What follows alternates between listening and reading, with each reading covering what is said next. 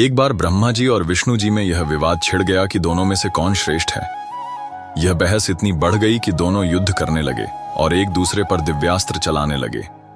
देवता भयभीत हो गए और शिवजी से प्रार्थना करने लगे कि वे इस विनाश को रोकें। शिवजी ने सभी की प्रार्थना सुनकर एक विशाल अग्निस्तंभ के रूप में प्रकट होकर दोनों के बीच आ गए। यह स्तंभ इतना विशाल था कि उसका कोई आदि और अंत नहीं दिख रहा था।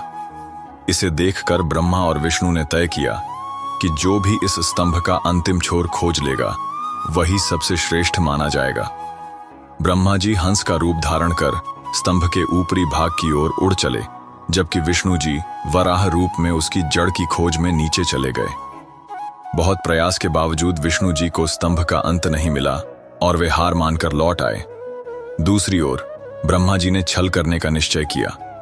उड़ते उड़ते उन्हें केतकी का एक फूल मिला जो पहले से ही उस स्तंभ में गिरा हुआ था। ब्रह्मा जी ने केतकी के फूल से कहा, तू मेरे साथ चल और बाहर जाकर गवाही दे कि मैंने स्तंभ का अंतिम छोर देख लिया है। केतकी के फूल ने उनकी बात मान ली।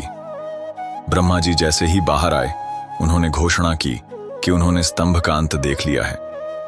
केतकी के फूल ने भी इसकी गवाही दी। यह सुनते ही शिवजी प्रकट हुए और ब्रह्मा जी के झूठ को पकड़ लिया। शिवजी ने क्रोधित होकर ब्रह्मा जी को शाप दिया कि उनकी पृथ्वी पर कभी पूजा नहीं होगी। इसके बाद शिवजी ने केतकी के फूल से कहा कि उसने झूठ का साथ दिया है, इसलिए अब से वह शिव पूजा में वर्जित रहेगा।